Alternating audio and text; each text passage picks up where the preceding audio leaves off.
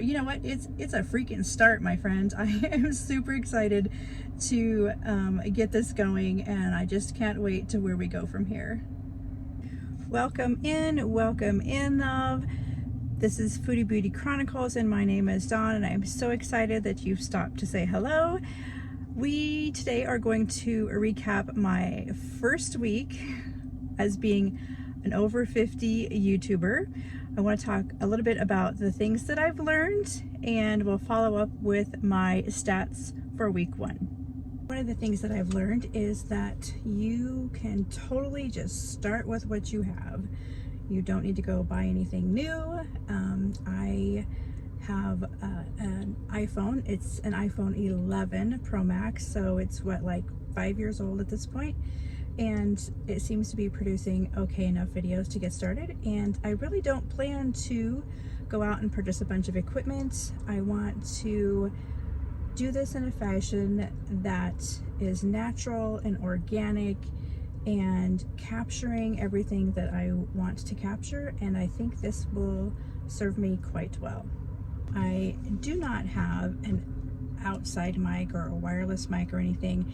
That may be one thing I decide to go ahead and purchase. I've tried to do some walking videos, and where I live it's just rather windy, and I think that might be a purchase I could make. You know, I'm talking cheap, $20, $30 maybe, but I did do a quick look here locally in my small community, and in the limited stores that I have, there really is nothing available. So if I do decide to go that route, I will have to order that online somewhere. But for now, we will stick with the internal microphone on the iPhone Pro 11. Now, that being said, I have learned that I do need to talk a little louder for my voice to carry. I'm not naturally a very loud person, but I am learning to project a little better so my voice picks up well on the iPhone. Some other tips that I have learned in this first week, even though for several months I have been like really consuming a lot of videos about starting YouTube. I've, kind of had it on my heart for about 2 years now, but I really honed in on how to start it, best practices, what I need to do, and all of those sorts of things. And I'm certain that at some point I was told how exactly to do it, but I didn't understand it until I got there. What I'm getting at is that if you are filming on your phone, you need to do it with your phone horizontally, because YouTube is, from my understanding, a horizontal landscape sort of platform. So you want to hold your phone sideways and not straight up and down. This is called the 16:9 ratio, and so hey, I'm learning something new every day.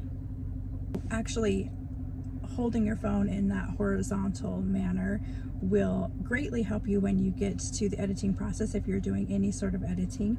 And I found that out the hard way, because when I went to edit, I ended up having to basically blow my face up so much that it took up the entire screen in order to make it fit most of the parameters to fit that landscape ratio. So my first video, I have a very big face in the video. Now, as far as editing goes, I chose to go with CapCut. It came highly recommended from many of the, I want to say, more mature YouTube creators. I feel like maybe we're on the same learning plane. So that's the one I went with. I have it right on my phone. It was easy to download, and of course I watched some YouTube videos on how to get started with editing. And I'll be completely honest, I have found that it's very user-friendly and just takes a little bit of practice, and I haven't even scratched the surface of its capabilities, but I don't know that I really want to, because I'm primarily just editing out some of the ums and uhs and a few things like that if there's too many, or like a complete awkward dead silence. But I really want to keep things as authentic as I can, because I'm just really tired of all of the overproduced, and I'm ready for some real people, and I want to be one of those real people for you. Something that a lot of fellow CapCut editing folks have talked about is the fact that you can do several short clips, upload them independently, and then tie them all together, which is wonderful. That does create more transitions, I have found. From video 1 to video 2, I was able to actually be a little more confident and make a little bit longer clips, so I didn't have so many transitions to put together. Now, this is the next thing that I have learned, and it's something that I've honestly struggled with for most of my life, is insecurities around the sound of my voice, insecurities around my appearance, and I really am hearing this as resoundingly popular that people don't care and we need to get over ourselves and not worry. And that is really what I have learned that lesson in just 2 videos, because I feel like now I can actually listen to my voice and not be super cringy. And now that I've heard it, I know what my voice sounds like more. It doesn't seem so foreign. And I think that's something that comes with just a little bit of practice, and you too can get over the sound of your own voice in a very short time, I'm sure. You know, if we see ourselves through the graceful lens that we see other people through, it will be much easier as well. And then I also think about, this is going to date me as well, though you already know I'm over 50. There are some people that are famous because of their voices, and they might be some of the most cringy voices out there. One that comes to mind is a Fran Drescher from back in the day. And so if you know who I'm talking about, you know exactly what I mean. But you know, her voice made her famous, and you know, your voice might be heard by somebody else's ears. You know, it's kind of like beauty is in the eye of the beholder.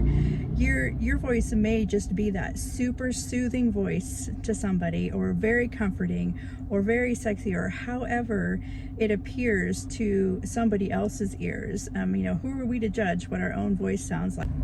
Okay, so the next thing I've learned is forget about perfection. It's truly not important. That's something I've been working on for my adult life as well. I always think it has to be at this level in order to move forward, or it needs to be perfect, or this needs to be in place. And quite honestly, I'm sure that there's been many times that it has stifled me and held me back because of my need for perfection. So I'm here to tell you, love, don't worry about every single thing being perfect. That's what makes us authentic people, and that's what we're looking for, right? We're looking for authentic companionship, authentic narration, authentic community. Now let's get to the update portion on my channel specifically. So far I have uploaded 2 videos, and the first video had 7 views, 2 likes, and 2 comments. My second video has had 4 views, 0 likes, and 0 comments. Now that seems really low, and I am not discouraged at all because I just only have 2 videos out there.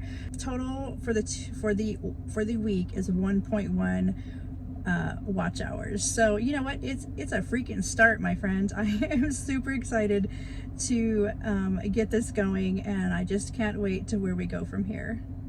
Now is the time for you to stop consuming and start producing.